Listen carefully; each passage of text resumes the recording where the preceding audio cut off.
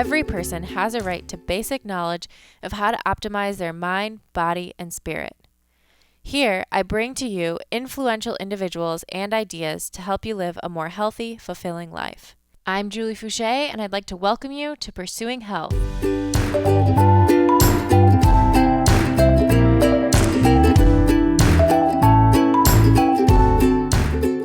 Welcome to episode 5 of Pursuing Health. This is another bonus episode following the 2015 CrossFit Games, where I had the opportunity to sit down with the men of the demo team. I like to think of the demo team as the second best way to experience the CrossFit Games. Obviously, the best way is to be out there competing yourself, but for one reason or another, these men were not out there this year, and we're going to sit down and talk about what is motivating them to get back there next year, what things they might change in their training, and some of the tips that they have for how they live healthy lifestyles all around. So without any further ado, here is our bonus episode 5 of Pursuing Health with Matt Chan, Paul Tremblay, and Zach Forrest.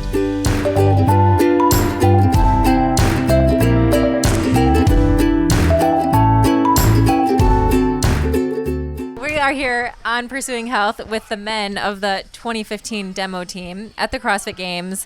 It is now the final event, and we've had a very exciting week. And so we're here with Matt Chan, Paul Tremblay, and Zach Forrest. Do you guys want to just give a brief intro, your previous games experience before this year? Sure, I'd love to. I'm Matt Chan. I've been to the CrossFit Games 6 times, starting in 2008. Then I blew my leg to pieces in 2014 and no longer returned to the CrossFit Games. But you competed again at regionals this year I and did very well. I took 9th place in this year's regionals. An amazing recovery Thank considering what you went through. I'm Paul Tremblay. I was at the games in 2012 on a team and then missed it in 2013 as an individual. And last year was my first time as an individual, 2014. And this year just fell short, came 7th in my region in the East. So, yeah. Awesome. Zach Forrest came, what did I do? 2009, 2011, 2013 individual competitor. And I have no horrific accident that I was coming back from, so I really had no excuse. I just did not cut it this year. So finishing 10th, right behind Matt Chan, I felt like I'd give you the 1 point lead. Thank you. You're welcome. Thank you for that. That was so nice of you. Wow. And also all members of the seminar staff as well. So. Oh, hey. Yeah, that's true. Yeah. I'm a rookie. Right. But Yeah. Thank you. Nice to meet you. Yeah. Hey, hi, Matt Chan.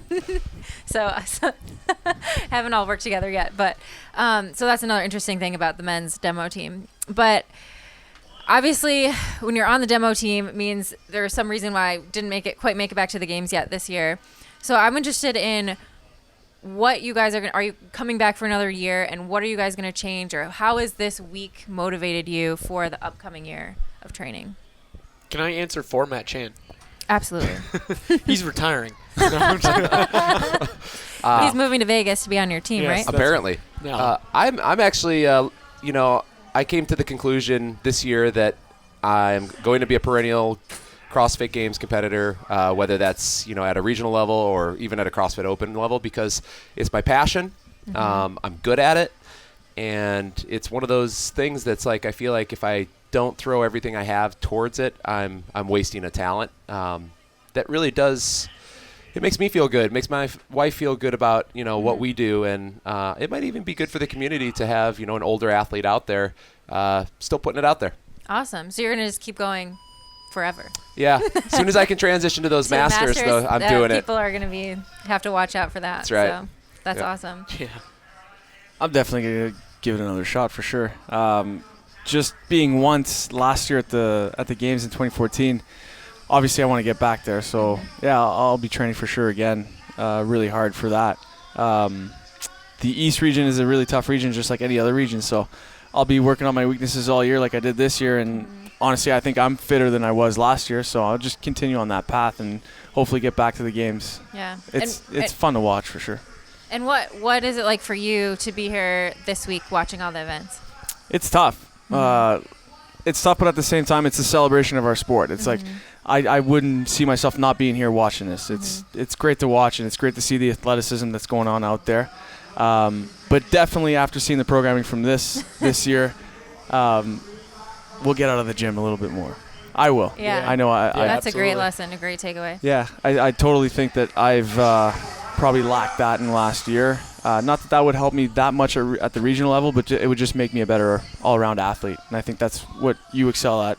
Thanks. And you're able to do that. And I see, I watch them on Instagram all the time. Those GoPro videos in the snow, like those are crazy. Right. I think I think that's definitely what I'll change in my training this year. Yeah. Cool. Very cool. How about you, Zach? Yeah, I'm gonna give it another go, and I totally agree with Paul. I'm gonna try and focus on a little bit more than just pull-ups and barbell work. It's the stuff inside the gym that I think can pigeonhole your fitness, and I think if you start throwing in the strongman implements and getting outside and testing yourself in nature, I think that can broaden your athletic base and it can carry over to what you do on the competition floor. So I'm eager to implement that into my training. I think it's going to bring back a lot of fun that has been missing in my own training because, I got into CrossFit with more of a purpose than competing for the sport. And over the years, that purpose has kind of faded. And I'm not one to do a sport just to do a sport. So if that makes any sense. So, this year I'm looking forward to some of the changes that I'm going to make in my own training and hopefully be able to get a team also to the games. Wow. And, it'll be fun. Cool. Well, maybe keep trying to ask me to move to Vegas. I've never been there, but you never know. Nope, I'm recruiting all of you. You don't even know it yet, but I'm recruiting all of you. Demo team's going to move to Vegas for next year. So speaking of that, for each of you, what are your favorite things to do outside the gym? I used to really enjoy getting out on the ice and playing some hockey. Yeah. When's the last time you did that? Over Christmas. Okay. Yeah, we have a cottage on the lake, so we and it was beautiful around Christmas time. So I got a couple of guys up there and we played some hockey. But yeah, I stopped playing hockey. I stopped playing ball hockey. I used to play, in a couple leagues, and ever since a couple injuries, I just stopped. But I think I'm gonna probably start that up again and maybe go skiing a couple times in the winter. But definitely get outside. Sounds like fun. Yeah. Matt does a little bit of everything. I do. I like playing sports, and Yeah. frankly, on my rest days, that's what I try to do. Is Cherie and I get out and try to do something different. Big passion during the summer is always climbing and mountain biking. Mountain biking is a little more dangerous, so we try to maybe get out and climb a little bit more. Last week we free soloed the second Flatiron, which is a really mellow, low class 5 route, but 800 feet of climbing, and Wow. it was an absolute blast. So, Cool. do a little bit more of that this year, I think. That's so cool. Yeah. But I should be able to. There's a lot more climbing out in Vegas than I originally knew about, and I think when you came out to Vegas, you Did a lot of climbing. You did a lot of climbing out Yep. there, so maybe that's something I'll get into. The problem with being in Las Vegas is it's so hot. You can't really go out and play on a court in the middle of the day. I would love to get into some basketball games or get out on the field and play some touch football or something So like hot. that. But it's 120 degrees. Nobody wants to go out there and suffer with you. It's not any colder out here, bud. It absolutely It'll prepare is. you for the It CrossFit absolutely Games, is. that's for Are sure. you kidding me? Yeah. Do video games count? Can I do that? that's a hobby. Yeah, it's a hobby. Something you but do outside the gym. I wish I could get into more of an actual sport. I'm gonna look around for something to do. Yeah. Cool. All right, so there's 3 questions that I ask everyone on the podcast. First one is 3 things you do on a regular basis that you think have the biggest positive impact on your health. Okay. 3 things. 3 things. I got 3. 'Kay. Easy. Number 1, I weigh and measure all my food on a daily basis, with the exception of Saturday. Okay. And I feel like that has more of an influence on my health and performance than any other element. And just that, not even the quality, more so the measuring. No, I Because definitely. you eat good quality food Yep. too, right? Try to keep. I actually try to follow the idea of having meats and veggies, some Right, fruit, right. little starch, and no sugar. So I do have a little bit of starch, a little bit of bread, a little bit of oats, stuff like that in my diet. But for the most part, I really try to balance my macronutrients in the proper levels for my body. I think that's number 1. Number 2 is sleep. Minimum 9 hours a night. Usually if I go over 9, I start to feel a little groggy throughout the day. But that's definitely one of them. And then I also try to exercise 5 times a week. And I think that exercise can come in any format. But as long as I do that, I feel happier. I find when I don't exercise 5 times a week, it actually affects my confidence, my happiness, my interaction with other people. Awesome. I don't know about 3 because I don't weigh and measure my food like he does, but that's something that I definitely want to implement in my training. His second one is sleep, and that's probably my number 1. And how much are you sleeping? I sleep at least 8 to 9 hours a night. Okay. Yeah, and that's not sleeping in or anything. That's just going to bed a little earlier every night than everybody else, and making sure I get that proper amount of sleep. And then that leads me into, let's say my third one is rest. Like I rest, I think more than the majority of the competitors in my gym. And I take full-on rest days where I absolutely do nothing, and then I'll take rest days that are literally just a little recovery day, move around a little bit. But rare are the times that I go more than 3 or 4 days on training. Okay. Like I will sprinkle a lot of rest days throughout, and I think for me that's huge because when I'm really beat up, I can feel it, and I need that rest, and that rest prepares me for that next 3 or 4 days of hard training. Great. That's 2. Oh, that was 2. That's 2. What else do I do? You can Three is reuse hard. them. Three is a lot of people have overlap here. 3. Beer. Maple Maple syrup. Maple syrup. Maple syrup. From No, Canada. I try and keep the intensity high. So I guess that links into the rest. I mean, I'm able to, for those 3 or 4 days, keep the intensity levels at a very high level in every workout that I do, because I'm well rested and I'm used to that level of intensity and volume. But definitely, yeah, I guess intensity in my workouts. Like every workout, I treat it like I'm at a regional event or I'm at the games, and maybe that's something that's helped me be successful. Yeah, that's a great point because you start to see people doing so much more volume, and sometimes the intensity does suffer. So, yeah. Right. 3 things that's hard for me. I'm trying to think. The first one would probably have to be routine. That's a good one. It just helps me stay on track. I always have like a pre-bedtime routine, like what I do, like with brushing my teeth and making sure that my stuff for the next day is prepped and all that stuff. It's very, very hard for me just to like, oh well, it's time to go to bed, and then just go lay down and go to sleep. I have to have like this whole routine that just like turns my brain off as I get ready to sleep, and just helps me like prioritize going to bed on time and resting. And then it's the same thing in the morning. It helps me prep for the day that's ahead. So I wake up and I make sure that I do everything, the best of my ability in order. It's kind of boring, but at the same time, it gets my head set and organized and allows me to focus on the rest of the day. So what's your morning routine? Morning routine. Let's walk through it. So wake up, pee. God. Going to that sort of detail, Zach. Kiss your wife. Nope, not there yet. Peeing is more important. Peeing is more important at that point. And then I definitely brush my teeth, wash my face, rinse my hair, right? And just dunk my entire head under water, wake up. And then my clothes from the evening before I've already typically pulled out. Before that, I go downstairs if my wife is left early, and I take care of the dog before I eat, because the dog has a routine. Everybody has a routine in the Forrest household. It's a Great Dane. If she doesn't get a routine, she gets finicky. So I'll let the dog out, and I'll get her serum ready or allergy medicine, feed the dog, and then go back upstairs and get dressed. I'll open up my iPad, check on my Clash of Clans, make sure that's okay, and then oh my God, go through all my gold mines and elixir. And that is why he's fit. It's the routine, guys. But and then I typically have the same thing for breakfast every day because it sets me right. So like eggs, 4 whole eggs scrambled, half an avocado, and what else? A little packet of oatmeal.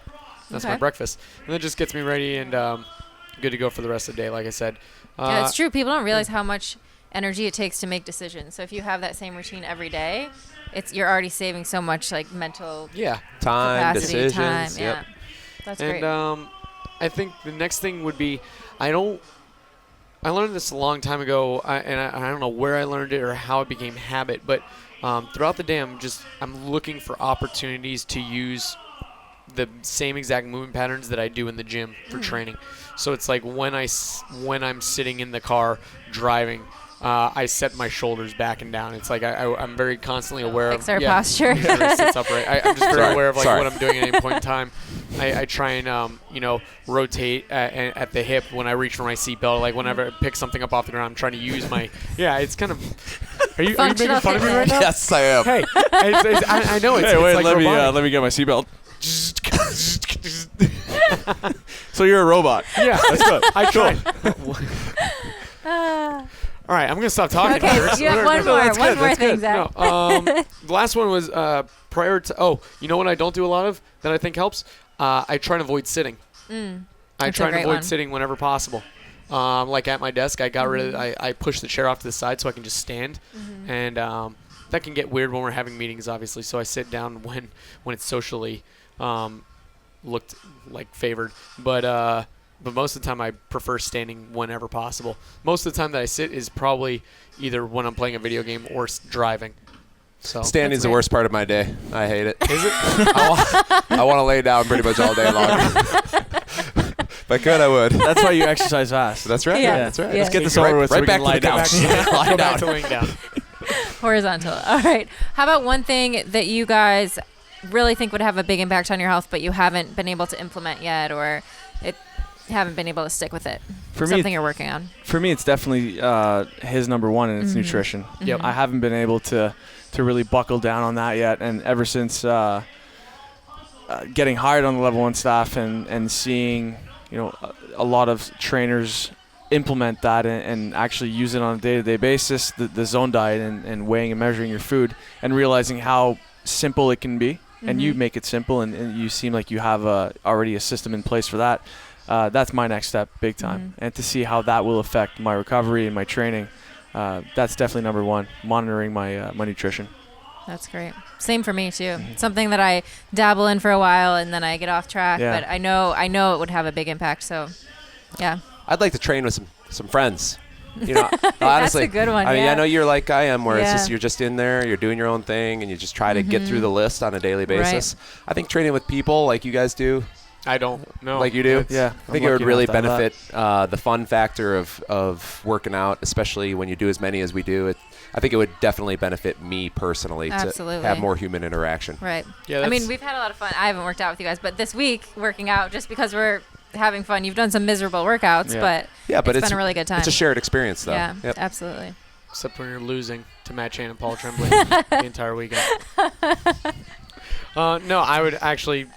Both of those are equally important for me. I need to dial in my nutrition, and I need to work out in a group. I started working out with a couple guys before regionals, and I saw my performance drastically improve in 4 weeks. Yeah. And we didn't really change much about the program. It was literally just training with people. That much more intensity. It was every session. Every Huge. session adds up Yep. a Right. ton. Yep. So, Yeah, That's I what noticed I'm gonna that big take away. time this year, having a consistent training partner who just having someone there and someone to be like, I'm taking my last lift, and he's like, throw that extra 2.5 on there. Throw that extra, when I wouldn't have done it on my own. That adds up over the course of a year. Yep. Big time. I find training with partners is, I don't know about you guys, but when I do happen to train alone, I find like I'm not sluggish, but I'm just slow Yeah. at starting things. I got to start this, got to do this. Oh, and yeah. But when you're with training partners, like it's just like, okay, we're doing It's like this. boom, All right, cool. boom, Like, oh, you're ready Yeah. to go? Okay, I'm ready to go. Yep. And it's just you encourage yourselves to get a lot more done in the training session, I find. It's true. And it's just like, you go into the gym and I have a running workout to do, and maybe I'll find a reason not to do the running workout if Right. I'm by myself. But then, my training partners are that like, happens a lot with you? yeah, I used to. But now I got some really good runners at the gym that are like, no, actually, we're going running. Let's go. And then they smoke me, but I'm getting better at it. But, yeah, definitely training partners that's a huge That's a really help. good one. Yeah. Great one. Cool. Last question. What does a healthy life look like to you? What we're living. Yeah, I mean, you're all living pretty healthy lives. So. I disagree. Right here. I disagree. I think that what the basis of our program is a very healthy lifestyle. I think that the volume that we do is not as healthy. I think that I experience some minor tweaks and injuries that I wouldn't had I if I were to follow just a single 1 hour session per day, and do the same nutrition and sleeping habits that I have, but just lower the volume to just a single high intensity exercise per day. I think that personally would look like a healthier lifestyle for me. That's a great point, because most people aren't training for regionals or training for the games, and 1 hour a day is plenty for most people. More and than enough. Much more ideal probably in the long term for your health. So Agreed. Great point, Matt. Thanks. Healthy lifestyle looks like balance to me, and it's from that aspect, it's balancing the volume of training. In my mind, I don't think a lot of people realize how happy they could be if they made a few small changes. Yep. And a lot of people be like, well, I am happy. And it's just like, well, if you cut out sugar, right? Or if you got a little bit more sleep. Yeah, small change. And I think people have, I would go, what makes you happy? Do that, and then just be continually striving to make small improvements on it. That's great. That's a healthy lifestyle. Great advice. Always getting better. Yep. I'll leave it at that. That's a good answer. Cool. Anything else from you, Paul? For a healthy lifestyle? Yeah. They both touched on some good points. I like the point of happiness because I think that can go a long way. I see a lot of people who are maybe not as happy as they would want to be in their jobs or in their lives, and that affects their lifestyle, and that has nothing to do with exercise. But then again, I see people who are in that boat and then come and exercise at the gym, and that just helps them out in their overall happiness levels, I guess, in their lives. Are they getting healthier per se? Maybe not as a whole, but definitely up here that helps. So daily exercise and the community of the gym in itself, I think, is huge. Health comes from much more than just your physical being. Right. So it's all tied together. Your mental, your emotional, your social aspects will totally impact whether or not your life is healthy or happy. So, yeah. Awesome. Wonderful, guys. Thank you so much for sitting down with me. We've had a really fun time this week. Thank you, and Julie. And that's it from Pursuing Health. I don't have a mug. I want a mug. We'll get you a mug. Sorry. Okay. Thanks, Julie. Thanks, guys. Thank you for tuning in to this episode. I'd love to hear your feedback, so please leave comments under this post on my website, juliefouché.com. Also, if you like what you hear, subscribe to the podcast on iTunes and give us a rating. And share your thoughts on social media. You can use the hashtag JFHealth with any feedback or questions or ideas for future episodes. So thanks again for listening, and we will catch you next time on Pursuing Health.